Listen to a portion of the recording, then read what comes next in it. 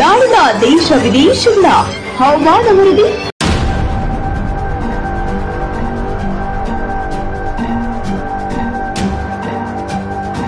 ಕ್ರೀಡಾ ಸುದ್ದಿಗಳು,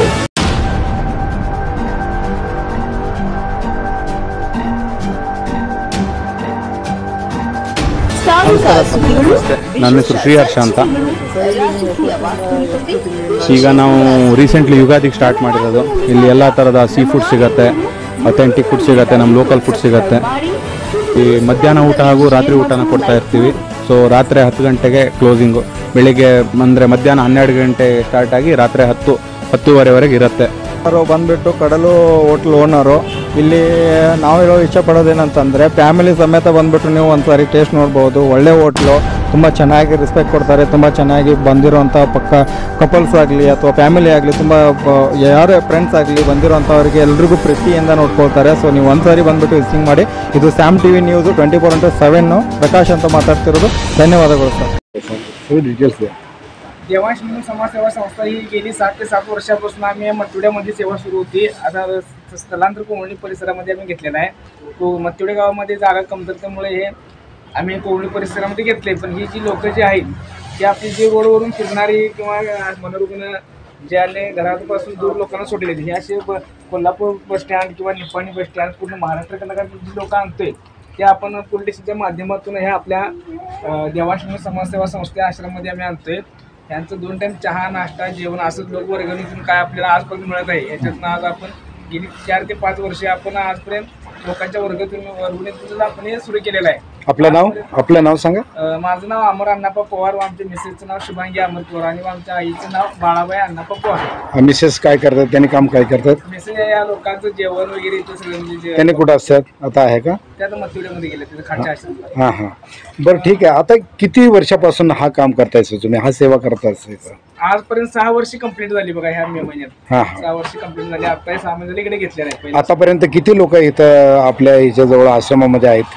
आता सध्या आपल्याला 40-45 लोक आहेत आणि ह्याच्या आधी आपण जवळजवळ एक 300 ते 400 लोकांचं असं नातेवाईक गोळावरून पुनर्वसन केलेलं आहे. हां, आणि पुनर्वसन मध्ये नेमकं काय केलंय सर? त्या आपण एखाद्या ज्यात आम्हाला देवास व्यक्ती आश्रमात आणतोय त्याला आम्हाला आपण सोशल मीडियाच्या माध्यमातून त्यांच्या नातेवाईकाला शोध काढून ते मेसेज बाहेर केल्यानंतर ओळख पटली तर आपण पोलीस स्टेशनच्या माध्यमातून त्यांना आपण त्यांच्या घरी पाठवतोय. असं किती लोकांना तुम्ही घरी पाठवलंय सर? आजपर्यंत 100-150 लोक तरी आजपर्यंत आपल्याला. नेमकं ते लोक कुठल्या महाराष्ट्राचे आहेत किंवा कर्नाटक? असं का नाही की महाराष्ट्र, कर्नाटक किंवा आंध्रा, युपी, सर्व म्हणजे जे रस्त्यावर जे लोक आहेत ते आपण प्रत्येकाच्या भाषेनुसार आपण त्या ज्या भागामध्ये आपण मेसेज व्हायरल करून ओळख पटून आपण त्यांना पोलीस स्टेशनच्या माध्यमातून घरी पाठवतो.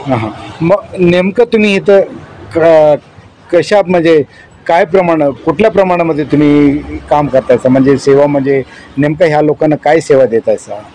मनोरुग्ण म्हणतायचा तुम्ही. मनोरुग्ण म्हणजे त्या लोकांना डॉक्टरचं औषध लागतंय, त्या ह्याच्यामध्ये तुम्ही कसं काय प्रयत्न करता? हे आपल्या इथे कसं होतंय की एखादा व्यक्ती रोडवरती किंवा एखाद्या गावामध्ये जर व्यक्ती गेला की म्हणजे आम्हाला पोलीस स्टेशनच्या माध्यमातून फोन येतात किंवा गावकऱ्यांच्या ह्याच्याकडून फोन आल्यानंतर आपण त्यांना मेडिकलला नेऊन म्हणजे हॉस्पिटल, CPR किंवा बेळगावला नेऊन त्यांची आपण पूर्ण चाचणी केली जाते. त्यामुळे त्यांच्याकडनं ठरवलं जाते की हा व्यक्ती मनोरुग्ण आहे की नॉर्मल आहे. मनोरुग्ण असेल तर त्यांच्या ट्रीटमेंटनुसार आपण त्यांना आश्रमामध्ये पुनर्वसन घेऊन मग आपण त्यांना त्यांच्या जे काय जे डाएट असेल किंवा औषध पाणी असेल त्याच्या माध्यमातून आपण त्यांना 2 टाइम जेवण, खाणं, पाणी आसरा देतो. ठीक आहे. मग आतापर्यंत आता नेमकं किती लोक आहेत तिथे? आता आपल्याकडे 45 लोक आहेत टोटल. 45 इथे 4 आहेत आणि महिला जास्त आहेत आपल्याकडे. हा, मग आणि मत्तेवाडा गावामध्ये कुठे किती लोक आहेत का? तिथं पण आहेत का? 10 लोक आहेत. 10 लोक आहेत. बरोबर. ह्यांचं जीवनाचं काय मग कसं प्रमाणे तुम्ही काय बाहेरनं जेवण आणतायसा, काय इथंच तयार करतायसा, काय कसं होतंय की सकाळ संध्याकाळ 2 टाइम चहा, 2 टाइम नाश्ता आणि 2 टाइम जेवण हे आपल्या इथं असते. पण एका टायमाला कोणाचं काय जेवण वगैरे उरलेलं असेल तर आपण त्याने आधी फोन लावून सांगितलं की आपण आश्रममध्ये कोणते करत नाही, त्यांच्या ह्याच्यातून आपण त्यांचं हे करतो. ठीक आहे, ठीक आहे. म्हणजे हे रुग्ण लोक ह्यांना मेडिकल म्हणजे वैद्यकीय सेवा कसं म्हणजे 15 दिवसाला किंवा महिन्याला असं काहीतरी तुमचा नियम आहे का, ठराविक नियम आहे का? काय प्रॉब्लेम वाटला तर आम्ही ॲम्ब्युलन्सला बोलून, शक्यतो ॲम्ब्युलन्स येत नाही तर आम्ही आमच्या गाडीतून त्यांना हॉस्पिटलला ॲडमिट करतो. ठीक आहे. ॲम्ब्युलन्स काय येत नाही? ॲम्ब्युलन्स म्हणजे कसं 108 गाडीला कुठेतरी फोन केला मनोरुग्ण असल्यामुळे त्या गाडी घेऊ शकत नाही ना तिने असं सांगतात मला. नाही म्हणजे नेमकं मी तुम्हाला माहित आहे का 108 जे वाहन आहे मनोरुग्णांना घ्यायचं नाही असं काहीतरी गव्हर्नमेंटचं काय ऑर्डर आहे का त्यांच्याकडे? आपल्याला माहिती, मग त्यांनी म्हणतात की बाबा आपण मनोरुग्ण असेल तर आपण घेऊ शकत नाही. बरोबर, ठीक आहे, त्याच्याबद्दल मी विचारलं, मग THOला मी हे करतो. मग आता नेमकं आता तुम्ही जे बिल्डिंगचे सगळं केलं, व्यवस्थित केल्याचं, अजून काही मला इन्फ्रास्ट्रक्चरचं कमी वाटतं आता? आता आपल्याला काय झालंय की माणसं जास्त आहेत, पण यांना टॉयलेटची सोय म्हणा किंवा ह्या लोकांना म्हणजे राहण्यासाठी जे म्हणावं तशी प्रॉपर इथं काय आपल्याकडे अजून हे नाही आहे. कुठे पण पडणार, कुठे पण राहणार असं हेच आहे. म्हणजे आता एखादी शेड मारून दिले, पण आजूबाजूची कामं राहिलेली आहेत. आज असेल कुणाकडनं तर म्हणजे मदत मिळावं एवढं आमची आशा आहे, पण कोण करून देईल त्याच्यातनं आपण समज. ठीक आहे. आता तुम्ही पंचायतीमध्ये, ग्रामपंचायतीमध्ये हा संस्था नोंद झालाय? ग्रामपंचायत आहे की नोंद झालाय का? बेळगावला आहे. नाही, बेळगावला नाही, इथलं कोगनोळी ग्रामपंचायत ह्याच्यामध्ये येते ना. बरोबर. मग तिथं नोंद असतील. ग्रामपंचायत असं काय मी नोंद दिलेलं नाही. नोंद द्यायला पाहिजे. नोंद जर तुम्ही दिलासा तर मी यांचं की टॉयलेटची जी सुविधा आहे त्यांच्याकडे असते, ती शौचालय म्हणून असते, त्याच्यामध्ये काहीतरी आम्ही प्रयत्न करून त्याच्या ह्याच्यामध्ये बसूया. त्याच्या अगोदर तुम्ही तिथं ग्रामपंचायतीमध्ये नोंद करा. त्यानंतर THOला एक माहिती द्या आणि पोलीस स्टेशनला माहिती तरी आहेतच, त्याचा काय प्रॉब्लेमच नाही. ह्या आणि तहसीलला एक माहिती द्यायला पाहिजे तुम्ही. त्याप्रमाणे मी सांगतो त्यांना, तुम्ही पण त्यामध्ये जे काही दाखल लागतं ते सगळं द्या. जेवढं शक्य आहे ते आम्ही प्रयत्न करून देऊया. तर पंकजांना पण तुम्हाला सांगितलं मी, त्यांनी काय सेवा संस्था आहे आणि त्यांना मी एक वार्ताहर म्हणून मी त्यांना रिक्वेस्ट करतो, नेमकं काय गरज आहे ते संपूर्णपणे आपल्याला काय गरज आहे. आता मूलभूत सौकर्यामध्ये आपल्याला हेच पाहिजे असं काय आहे?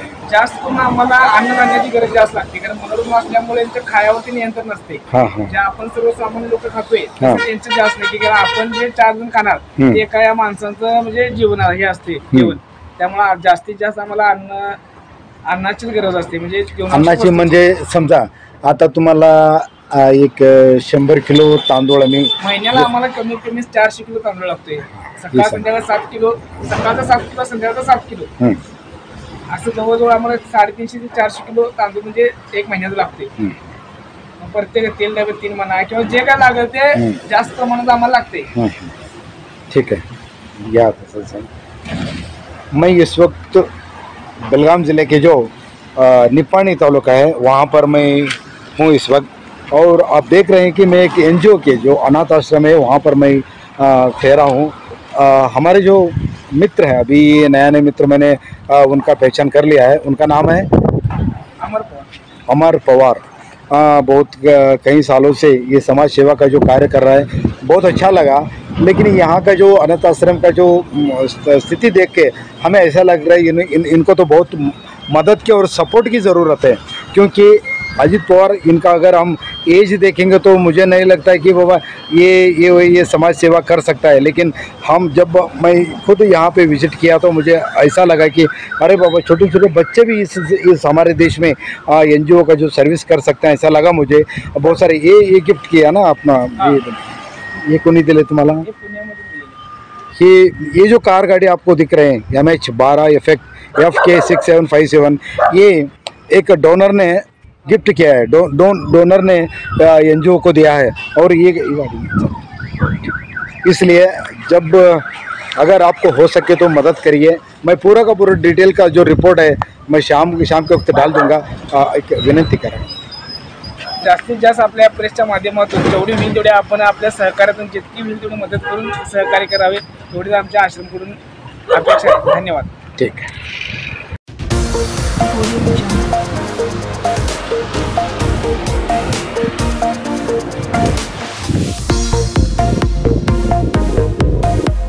Audio Jungle.